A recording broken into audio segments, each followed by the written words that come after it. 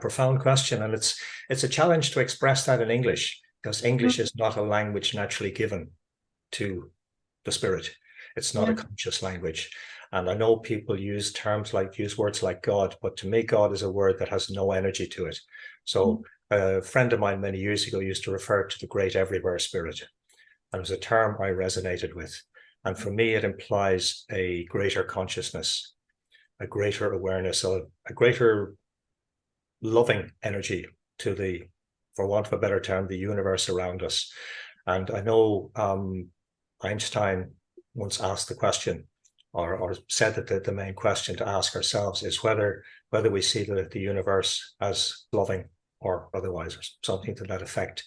And for me, if we see the universe and the world around us as a loving place, it's a place where we can experience wonder, we can experience joy, we can experience awe, we can experience literally the magic and the miracle of being.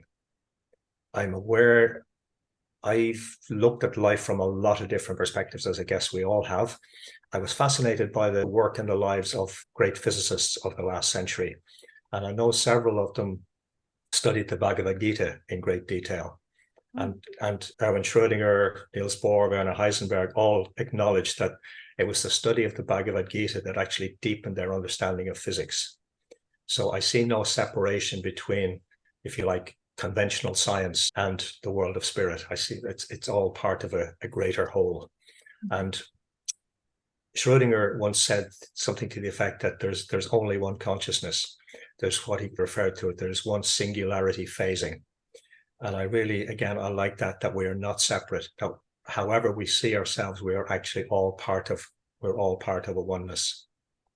And the great American astronomer, who was a scientist in many fields, Carl Sagan, once said that we are consciousness exploring itself.